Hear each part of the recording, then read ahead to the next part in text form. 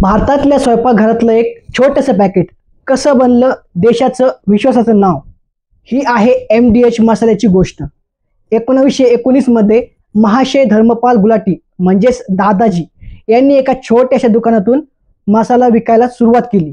समस्या होती लोकांना कन्सिस्टंट प्युअर मसाले मिळत नव्हते। प्रत्येक घराची चव वेगळी पण स्टँडर्ड क्वालिटी नाही।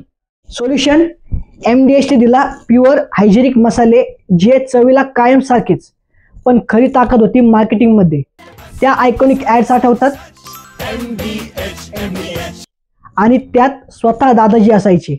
हसतमुख साधेपणातला विश्वास लोकांना वाटायचा हा माणूस जेव्हा स्वतः जाहिरातीत आहे तेव्हा प्रोडक्ट नक्की खरा असेल। MDH ने फक्त मसाले विकले नाहीत, त्यांनी घराघरातील आठवणींचा हिस्सा विकला। स्वयंपाक करताना आईने घातलेला MDH मसाला म्हणजे घरची चव। आज MDH सर्वात मोठा ब्रँड आहे पण खरी कमाई भारताच्या प्रत्येक स्वयंपाकघरातलं प्रेम आणि विश्वास।